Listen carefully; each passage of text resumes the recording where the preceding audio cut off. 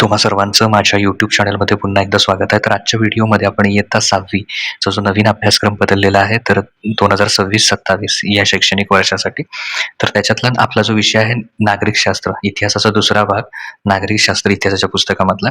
त्याच्यामध्ये प्रकरण क्रमांक 1 आहे आपले समाज जीवन. तर आपले समाज जीवन हे जे प्रकरण आहे, तर ते आपण या व्हिडिओपासून आता सुरू करतो. तर हे सगळे मुद्दे आपल्याला या प्रकरणामध्ये बघायचे आहेत.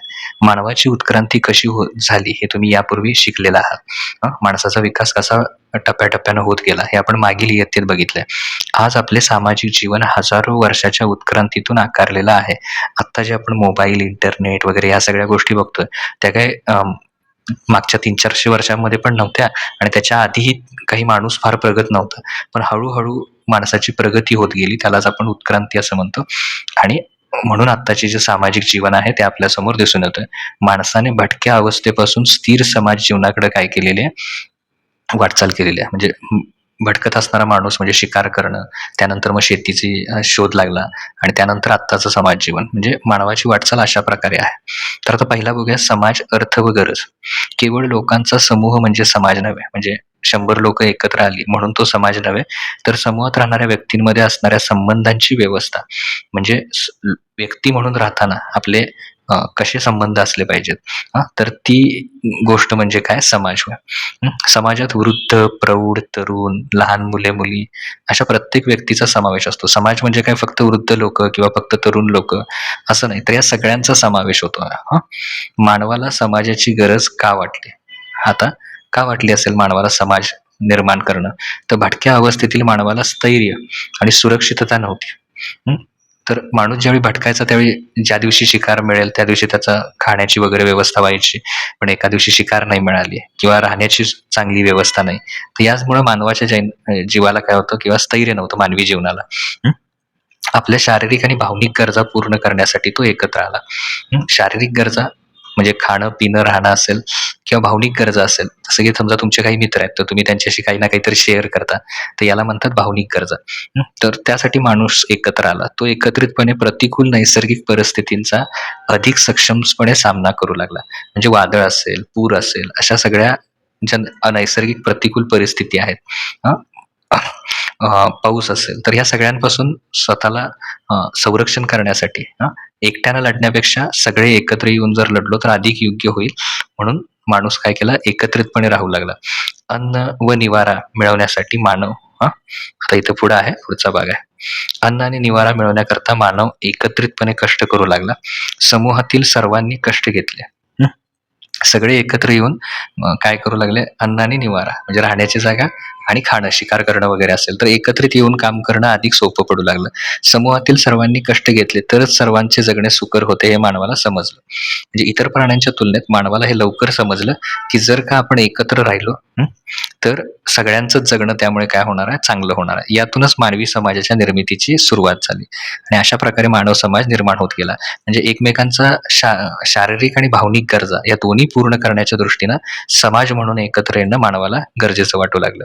मानवातील समाजशीलता म्हणजे समाजामध्ये राहण्याची माणसाची जी वृत्ती आहे, मानव स्वभावतःच समाजाचा भाग असण्यात आनंद मानणारा प्राणी, समाजशील प्राणी आहे. एकटा राहणारा प्राणी नाही आहे, तर मानव एकत्र येऊन राहणारा समाजशील प्राणी आहे. आपणा सर्वांना एकमेकांसह राहायला आवडते. बघा, आपण एकटं राहण्यापेक्षा आपल्याला काय वाटतं, एकत्रित राहणं आवडतं. मानव केवळ सुरक्षिततेसाठी किंवा आपल्या शारीरिक भौतिक गरजा भागवण्यासाठी समाजात राहतो असं नाही. त्या गरजांसाठी तर तो राहतोच, तर तो आपल्या सर्वांगीण विकासासाठी समाजात राहत असतो. प्रत्येक माणसाला काय ना काय करायचं असतं, आपला पूर्ण विकास होणं गरजेचं असतं असं वाटत असतं. त्यासाठी तो समाजामध्ये राहत असतो. म्हणजे चांगलं आरोग्य, चांगलं शिक्षण, चांगली व्यवस्था, तर यासाठी माणूस एकत्र राहतो. आपल्याला आनंद झाला तर तो कुणाला तरी सांगावा असं वाटतं. आपल्यालाही वाटतं की तुम्हाला परीक्षेत चांगले गुण मिळाले, ते काही तुम्ही स्वतःपुरते ठेवणार नाही, तर तुम्ही सगळ्यांना सांगणार. कारण तुमचा आनंद तुम्ही काय करणार, सगळ्यांमध्ये वाटून घेणार.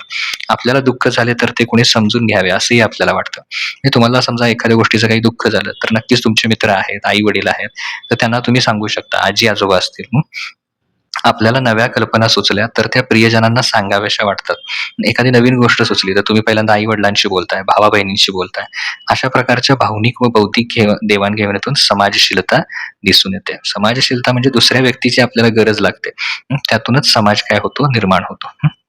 आता इथे खालील पहिली 3 चित्रे पाहून शेवटच्या चित्रात हां, दिलेल्या प्रश्नाचं उत्तर शोधा. आता भूतकाळ, संयुक्त कुटुंब होतं, शेती, हस्तकला, समुदाय केंद्रित जीवन. आत्ताचं काय आहे? विभक्त कुटुंब म्हणजे आई-वडील वेगळे राहतायत, मुलं वेगळी राहतायत, वेगवान जीवनशैली आहे. तिसरं आहे नजीकचे भविष्य तंत्रज्ञान, स्मार्ट शहर असेल, ऑटोमेशन असेल, शाश्वत विकास असेल. भविष्य 20 वर्षानंतर काय बदल होईल? तुमचे विचार काय आहेत? सामाजिक उत्क्रांतीचा प्रवास. आता इथं तुम्ही तुमचं उत्तर लिहू शकता, की 20 वर्षानंतर आत्ता जे तुम्हाला दिसतंय, इथून 20 वर्षानंतर काय-काय दिसेल? तर ही कल्पनात्मक प्रश्न आहे. म्हणजे त्यावेळेचा समाज कसा असेल? तर थोडक्यात आता इथं समाजशीलता याची व्याख्या ही द्यायची आहे आपल्याला. तर समाजशीलता म्हणजे व्यक्तींची इतर लोकांशी सहजपणे संवाद म्हणजे बोलणं, सुसंवाद म्हणजे एखाद्याशी चांगल्या विचारांची देवाण-घेवाण करणं, त्याला सुसंवाद म्हणतात आणि सहकार्याने वागण्याची क्षमता होय. समाजशीलता म्हणजे काय? इतर लोकांशी सहजपणे सुसंवादाने आणि सहकार्याने वागण्याची जर क्षमता असेल व्यक्तीमध्ये, तर त्याला आपण काय म्हणतो? समाजशील व्यक्ती असं म्हणतो. लोक इ तर आता पुढील मुद्दा बघूया आपण. कुटुंब व्यवस्थेचा कुटुंब संस्थेचा विकास. तर बघा संयुक्त कुटुंब म्हणजे त्याच्यामध्ये नवरा-बायको आहेत, त्यांचे आई-वडील आहेत, मुलं आहेत ना, मुलांचे आजी-आजोबा. तर हे सगळं कुटुंब, भाऊ हां, सगळं पूर्ण एकत्र कुटुंब आहे हां, याच्यामध्ये. आजी-आजोबा आहेत, तर आजी-आजोबा आणि मग आपले आई-वडील आहेत, काका-काकू पण आपल्यासोबत आहेत. आई-वडील म्हणजे आपण त्यांची मुलं आहोत, काका-काकूंची मुलं आहेत. तर हे सगळं ह्या चित्रामध्ये दिसतंय ते एकत्र कुटुंब आहे. आणि विभक्त कुटुंब म्हणजे वेगळं, आई-वडील आणि मुलं. हं. मानवाच्या सुरुवातीच्या काळात कुटुंब ही संकल्पना आजच्यासारखी स्पष्ट नव्हती. म्हणजे आत्ता जसं प्रत्येकाचं वेगवेगळं कुटुंब आहे, तसं सुरुवातीला नव्हतं. मग त्यावेळी मानव कसा राहत होता? मानव टोळ्यांनी राहत असे. टोळ्या करून एकत्र म्हणजे त्या 10-12 कुटुंब एकत्र असतील, अशी टोळ्यांनी राहत होता.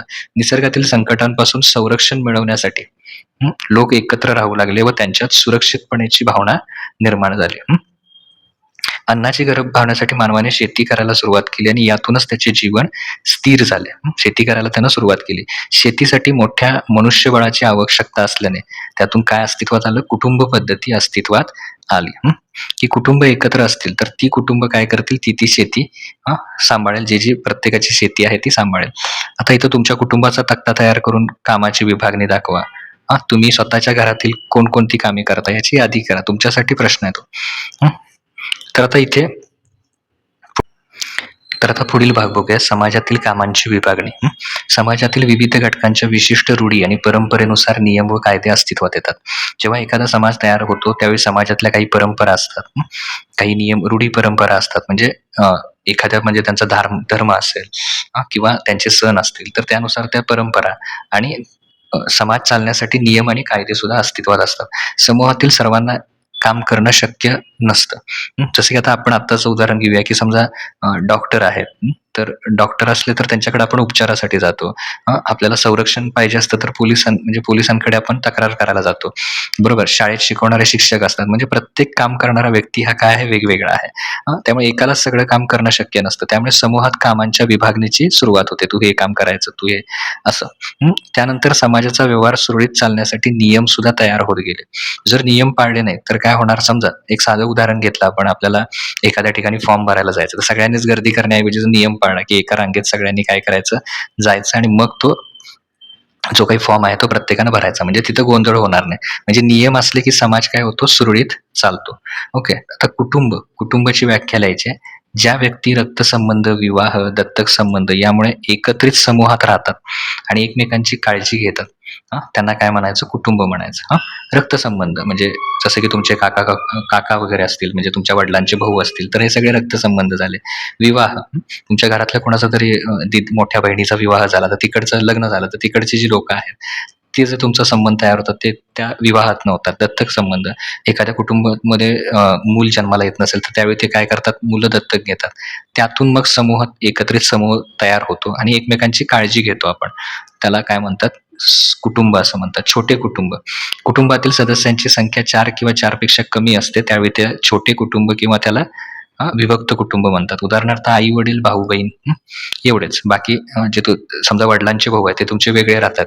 तर तुमचं जे कुटुंब आहे ते छोटं किंवा विभक्त कुटुंब म्हणतात. मोठे कुटुंब, या कुटुंबामध्ये आई-वडील, मुले यांच्यासह आजी-आजोबा, काका-काकू, त्यांची मुलं, म्हणजे तुमचे वडील आणि तुमचे भाऊ हे सगळे आजी-आजोबा सगळेच एकत्र राहत असतील, तर त्याला मोठे कुटुंब किंवा संयुक्त कुटुंब असं म्हणतात. आता पुढचं आहे सामाजिक संस्था आणि त्यांचं कार्य. तर कुटुंब, शाळा, महाविद्यालय, धार्मिक संघटना इत्यादी सामाजिक संस्था म्हणून ओळखल्या जातात. यांना सामाजिक संस्था असं म्हटलं जातं. कारण का त्यांचं मुख्य कार्य म्हणजे मूलभूत सामाजिक गरजांची पूर्तता करणे. जसं कुटुंब आहे, कुटुंबामध्ये तुम्ही एकत्र राहता, एकमेकांची सुख-दुःख शेअर करता. शाळामध्ये तुम्हाला चांगलं शिक्षण मिळतं. महाविद्यालय, धार्मिक संघटना, तर तुमचा जो धर्म आहे, देवावरची श्रद्धा आहे, तर ह्या गोष्टी तुम्हाला त्या धार्मिक संघटनेतून मिळत असतात. तर ह्यांचं मुख्य कार्य काय असतं? मूलभूत सामाजिक गरजांची पूर्तता करणं. समाजाला जे काही लागतं ते देण्याचं काम या मुख्य संस्था करतात. समाजाला चांगल्या मूल्यांची शिकवण, भावनिक आधाराबरोबरच समाजात शिस्त राखणे, हे सामाजिक संस्थांचं प्रमुख कार्य आहे. समाज जर चांगला चालायचा असेल तर चांगल्या मूल्यांची म्हणजे चांगल्या तत्वांची गरज असते. ती शिकवण देण्याचं काम उदाहरणार्थ शाळा करतात, महाविद्यालय करतात. भावनिक आधाराबरोबरच समाजात शिस्त राखणे. एकमेकाला भावनिक आधार तर द्यायचाच आहे, पण सर्वांनी शिस्त आणि नियम पाळायचे. तर हे त्याचं प्रमुख कार्य आहे. समाजातील प्रत्येक व्यक्तींकडे स्वतंत्र विचार करण्याची क्षमता असते. प्रत्येक व्यक्ती आपापल्या पद्धतीने विचार करतो. ही विचार करण्याची क्षमता विकसित होण्यात जो काही विचार करण्याची क्षमता आहे ते कशावर अवलंबून आहे? कुटुंब असेल, शेजारी असतील, नातेवाईक असतील, मित्र-मैत्रिणी, शिक्षक यांचा महत्त्वाचा वाटा असतो. त्यानुसारच त्या व्यक्तीचे विचार तयार होतात. त्याचप्रमाणे रेडिओ, वर्तमानपत्रे, दूरचित्रवाणी, चित्रपट, नाटके, इंटरनेट असेल, सामाजिक संघटना असेल, धार्मिक संस्था असतील, तर इत्यादींच्या माध्यमातून प्रत्येकाचं व्यक्तिमत्व आणि विचार विकसित होत असतं. स्वतंत्र विचार करण्याच्या क्षमतेतून व्यक्तींच्या वेगवेगळ्या आवडी-निवडी काय होतात? निर्माण होतात. प्रत्येक माणूस काहीतरी वेगळा विचार करतो म्हणजे त्याच्याकडे वेगळी कला असते, वेगळी आवड असते. म्हणूनच प्रत्येक व्यक्ती हा वेगळा असतो. त्याच्यानंतर एकाच गावातील किंवा शहराच्या एकाच भागातील समाजात राहणाऱ्या विद्यार्थ्यांमध्ये वेगवेगळे कलागुण आणि कौशल्य विकसित होतात. काही तुमचा एखादा मित्र असेल, त्याला गाणं आवडत असेल, तुम्हाला स्वतः कदाचित डान्स करायला आवडत असेल, नृत्य करायला आवडत असेल. या कलागुणांच्या व कौशल्याच्या आधारे एकाच शाळेतील विद्यार्थी भविष्यातील वेगवेगळ्या क्षेत्रांमध्ये कार्य करतात. कारण का कोण डॉक्टर होतं, कोण इंजिनियर होतं, कोण सरकारी अधिकारी होतं. ज्याचा जसा इंटरेस्ट आहे तसा तो त्या क्षेत्रांमध्ये काय होतो? कार्यरत होतो. तर सगळ्यात महत्त्वाची संस्था आहे शाळा. समाजाने निर्माण केलेली एक मूलभूत सामाजिक संस्था म्हणजे काय? शाळा होय. तर शाळेत आपल्याला काय शिकवलं जातं? शिस्त, म्हणजे नियम पाळणं, सहकार्य, एकमेकाला मदत करणं, विविध घटकांची आणि विषयांची ओळख करून घेणं.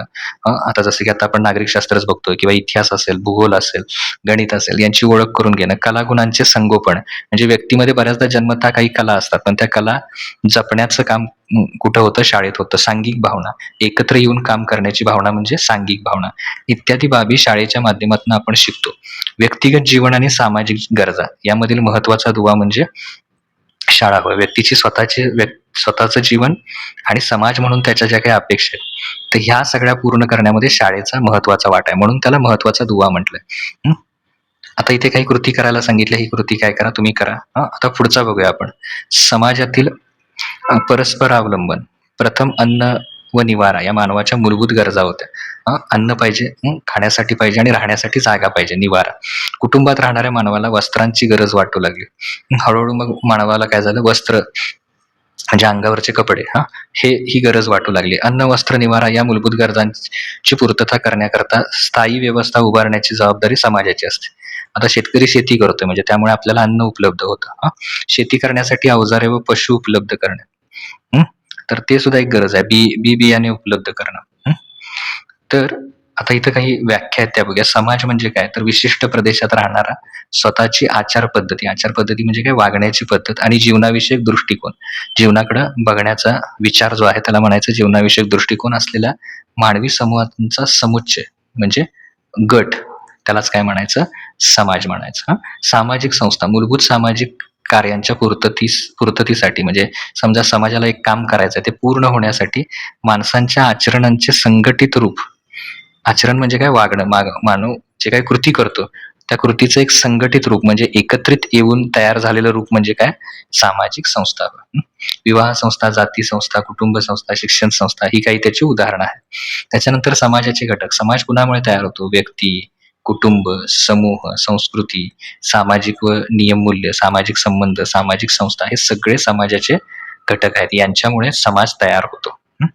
आता त्याच्या पुढचा जो भाग आहे इथे आपण परस्पर अवलंबन म्हणजे एकमेकांवर अवलंबून असण्याचं उदाहरण बघत होतो. तर त्याच्यामध्ये चौथा आहे मालावर प्रक्रियेचे उद्योग असतील. म्हणजे जो शेतीमाल आहे, कापूस तयार होतो. कापूस तयार झाल्यानंतर मग त्याच्यापासून कापड तयार होण्यापर्यंतचे जे उद्योगधंदे आहेत, या जे एक उदाहरण म्हणून सांगितलं. या सर्व बाबींची पूर्तता होण्याकरता आर्थिक सोयी. तर हे सगळं पाहिजे असेल तर खर्च उचलला पाहिजे, आर्थिक खर्च उचलला पाहिजे. मग त्यासाठी पतपेढी असतील, बँक असेल. तर ह्या सगळ्या प्रकारची परिपूर्ण व्यवस्था जर समाजात उभी करायची असेल आणि ती करावी लागते, त्याशिवाय समाज चालत नाही. समाजातील व्यक्तींच्या बौद्धिकेतून शिक्षण, आरोग्य अशा सेवा सुविधांची निर्मिती होत असते. म्हणजे बुद्धिमत्ता जी आहे समाजातल्या काही व्यक्तींची, त्यांच्याद्वारे ह्या सगळ्या व्यवस्था उभ्या असतात. समाजातील व्यक्तींच्या कलागुणांमधून सांस्कृतिक संपन्नता येते आणि मनोरंजनाची साधनं त्यातनं काय होतात, तयार होतात. समाजातील व्यक्तींचा व्यापार कौशल्यातून व उद्यमशीलतेतून उद्योगधंद्यांची काय होते, वाढ होते. जे समाजातील जे व्यक्ती आहेत, त्यांचा व्यापार करण्याच्या कौशल्यातून व्यापार उद्यमशीलतेतून व्यापार वाढवण्याच्या उद्योगधंद्यांच्या वाढ करण्यातून, कौशल्यातून ह्या सगळ्या गोष्टी होत असतात. भौतिक, मानसिक व भावनिक गरजांच्या पूर्ततेकरता समाजातील सर्व माणसे एकमेकांवर अवलंबून असतात आणि यालाच आपण काय म्हणतो, समाजातील व्यक्तींचे परस्पर अवलंबन. तर बघा, भौतिक म्हणजे वस्तूंच्या साठी, मानसिक म्हणजे मनाच्या ह्याच्यासाठी, भावनिक गरजांच्या पूर्ततेसाठी म्हणजे गरजा पूर्ण करण्यासाठी समाजातील सर्व माणसे एकमेकांवर काय असतात, अवलंबून असतात. एकमेकांची गरज असते प्रत्येकाला. यालाच आपण समाजातील व्यक्तींचे परस्पर अवलंबन म्हणतो, एकमेकांवर अवलंबून असतं असं म्हणतो. तर त्याच्यानंतर पुढे इकडे आहे सामाजिक विविधता. भारतातील समाज अनेक भाषा, संस्कृती, खाद्यपदार्थ, धर्म, चालीरीती आणि परंपरा आहेत. भारताची भौगोलिक विविधता देखील उल्लेखनीय आहे. म्हणजे भारतात अनेक भाषा आहेत, संस्कृती आहेत, खाण्याचे पदार्थ वेगळे आहेत, धर्म, चालीरीती वेगळे आहेत. भौगोलिक विविधता सुद्धा म्हणजे प्रत्येक राज्यातलं जे हवामान आहे किंवा तिथली स्थिती आहे, त्याच्यामध्ये सुद्धा वेगवेगळेपणा आढळतो. विविधता म्हणजे काय, वेगळेपणा. भौगोलिक विविधतेचा परिणाम सांस्कृतिक वैविध्य निर्माण होण्यात होत असतो. जर प्रत्येक ठिकाणचे एकूणच वातावरण जर वेगळं असेल, हवामान वेगळं असेल, तर तिथली संस्कृती सुद्धा काय असते, वेगळी असते.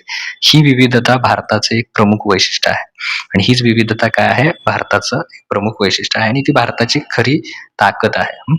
धार्मिक विविधता. भारतात हिंदू, इस्लाम, बौद्ध, जैन, ख्रिश्चन, शीख, पारसी अशा अनेक धर्माचे लोक, जरी वेगवेगळ्या धर्माचे लोक असले तरी ते सर्व गुण्यागोविंदाने म्हणजे आनंदाने राहतात.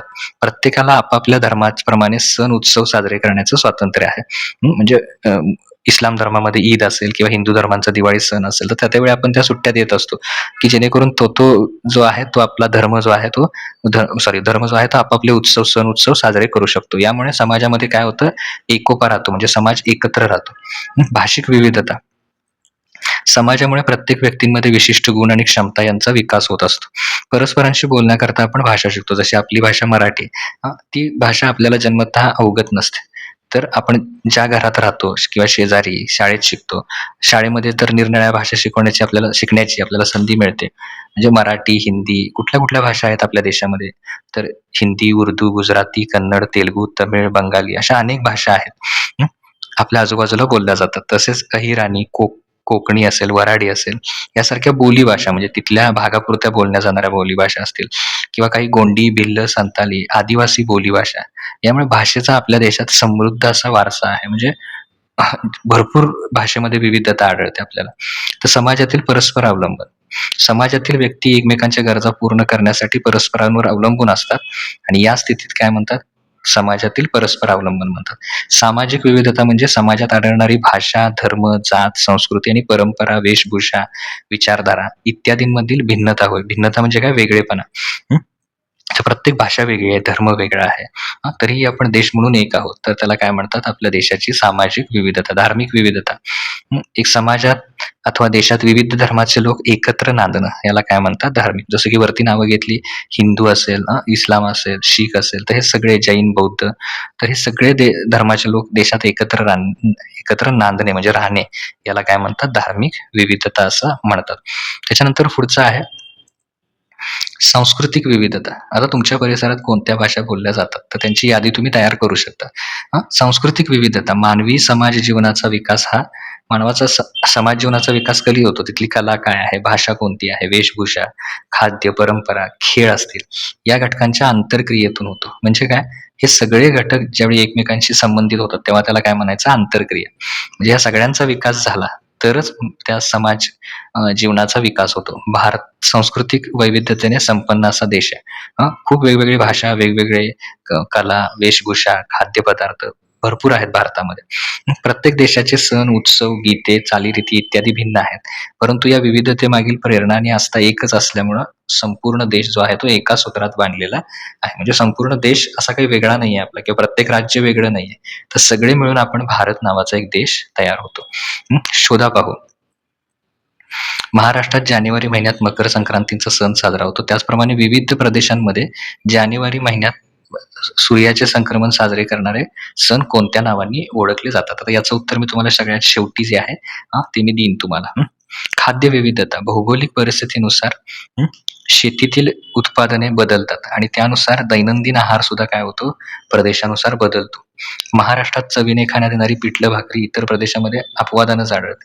जसं आपण पिठलं भाकरी खातो तसं इतर राज्यांमध्ये नाही, कारण तिथला त्या राज्यातला खाद्यपदार्थ हा वेगळा असतो. तेल भारताच्या दक्षिणेत नारळ तेल, उत्तरेत मोहरी तेल, पश्चिमेत शेंगदाणा तेल, म्हणजे तेलामध्ये सुद्धा वेगवेगळे प्रकार आहेत. मुख्य अन्न दक्षिण भागात, किनारपट्टी भागात, तलावांची संख्या जास्त असलेल्या भागात भात, तर उत्तर व मध्य भारतात गहू, बाजरी, ज्वारी ही मुख्य अन्न आहे. एकता इडली, डोसा आणि समोसा, पराठा यांसारखे पदार्थ आज देशभर लोकप्रिय आहेत. म्हणजे इडली, डोसा फक्त दक्षिणेकडच्या राज्यात आहे असं नाही, तो आपल्या इथेही खाल्ला जातो. म्हणजे ही विविधतेतील एकता आहे. म्हणजे आपल्याकडचे लोक पण खातात, जरी ती आपली डिश नसली म्हणजे आपल्या राज्याची, तरी सगळ्यांना ती आवडते आणि देश म्हणून आपण अशा सगळ्या गोष्टी एकत्रितपणे करत असतो. तर देशाच्या विविध प्रदेशांच्या लोकप्रिय असलेल्या मिष्टान्नांची यादी तयार करा. तर ही पण यादी मी तुम्हाला सगळ्यात शेवटी तिथे देईन. काही हरकत नाही. त्याच्यानंतर पुढे आता इथे भाषिक विविधता भाषिक विविधता म्हणजे एका देशात, राज्यात किंवा समाजात वेगवेगळ्या भाषा, बोली आणि लिपींचे अस्तित्व असणे, याला काय म्हटलं जातं? भाषिक विविधता म्हटलं जातं. म्हणजे देश एकच आहे, राज्य किंवा समाज, पण भाषा, बोली आणि लिपींचं अस्तित्व वेगवेगळं आहे, पण त्या सगळ्या अस्तित्वात आहेत. त्याला म्हणायचं भाषिक विविधता. सांस्कृतिक म्हणजे वेगवेगळ्या भाषा, धर्म, परंपरा, चालीरीती, सण, उत्सव आणि जीवन पद्धती यालाच काय म्हणतात? सांस्कृतिक विविधता असं म्हणतात. ओके. आता त्याच्यानंतर इथे पुढे भारतातील विविधता. कशा कशात विविधता आहे? कला, संगीत प्रत्येक राज्यानुसार वेगळा आहे, खेळ वेगळा आहे, वेशभूषा वेगळा आहे, धर्म आणि सण वेगळा आहे, भाषा, जीवनशैली वेगळी आहे. तर विविधता ही भारताची ओळख आणि ताकद. भारतीय समाज, भाषा, धर्म, संस्कृती, खाद्यपदार्थ यांमध्ये विविधता आढळते. ही विविधताच भारताची काय आहे? खरी ताकद आणि वैशिष्ट्य आहे. जरी वेगवेगळ्या अनेक भाषा, अनेक धर्म असले तरी ही आपली ताकद आहे. समाज म्हणून आपली फार मोठी ताकद आहे. विविध समाजातील सामंजस्याने एकमेकांच्या परंपरा, चालींचा आदर केल्यामुळे विशाल भौगोलिकता आणि प्रचंड लोकसंख्या असून देखील सर्वत्र भारतीयत्वाची प्रचिती येते. प्रत्येकाची संस्कृती वेगळी आहे, खाण्यापिण्याचे पदार्थ वेगळे आहेत, तरी पण आपण भारत म्हणून एक आहोत. परस्परांच्या जीवन पद्धतीचा व संस्कृतींना समजून घेतल्याने सर्वच जीवन पद्धती आणि संस्कृती अधिक संपन्न झालेल्या आहेत. एकमेकांची ज्यावेळी आपण जीवन पद्धती, संस्कृती याचा आदर करतो, त्या समजून घेतो, आपल्याला आपला अभिमान पाहिजे, आपण दुसऱ्यांचा पण आदर केला पाहिजे. वेगवेगळ्या भाषा एकमेकांच्या संपर्कातून अधिक समृद्ध झाल्या.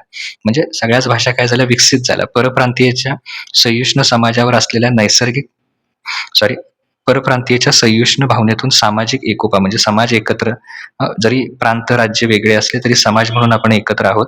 वेळोवेळी समाजावर आलेल्या नैसर्गिक आपत्तींच्या काळात या सामाजिक एकोप्याच्या भावनेने एकमेकांना मदतीचा हात दिला. सामाजिक एकोपा असल्यामुळे कठीण काळात अनेक धर्म, अनेक जाती असून सुद्धा आपण एकत्र राहतो. भारताच्या विविधतेतला सामावून घेणाऱ्या लोकशाही पद्धतीचा सर्वांनी स्वीकार करावा, हे भारतातील विविधतेतील एकता दर्शवतं. तर आता पुढे शोधा पाहू. इथे राज्य, त्यांची भाषा, नृत्य प्रकार आणि खेळ. तर इथे मी तो दिलेला आहे प्रत्येकाचा. तर हे तुम्ही नोट करू शकता आणि वरचे जे 2 प्रश्न आहेत त्याची जरा उत्तर बघूया आता. तर आता वरती मी तुम्हाला सांगितलं तसं या प्रश्नाचं उत्तर सुद्धा मी तुम्हाला इथं देतोय. महाराष्ट्रात जानेवारी महिन्यात मकर संक्रांतीचा सण साजरा होतो. त्याचप्रमाणे विविध प्रदेशांमध्ये सूर्याचे संक्रमण साजरे करणारे सण कोणत्या नावाने ओळखले जातात? तर त्याची यादी मी तुम्हाला इथं दिलेली आहे. तर ही यादी तुम्ही लिहू शकता त्याच्यात. त्याच्यानंतर देशाच्या विविध प्रदेशाच्या लोकप्रिय असलेल्या मिष्टान्नांचे हां, नावं लिहायची आहेत. जसं की महाराष्ट्रात पुरणपोळी, मोदक, श्रीखंड असं आहे. तर प्रत्येक राज्यानुसार ते काही महत्त्वाचे खाद्यपदार्थ आहेत. हां, तर त्याची सुद्धा मी यादी इथे तयार करून दिलेली आहे. ती तुम्ही नोट करून लिहू शकता. ओके. तर ही तुम्ही घेऊ शकता यादी. तर इथे आपलं प्रकरण पूर्ण झालंय. पुढील व्हिडिओमध्ये आपण पुढचं प्रकरण आहे ते बघूया. Thank you.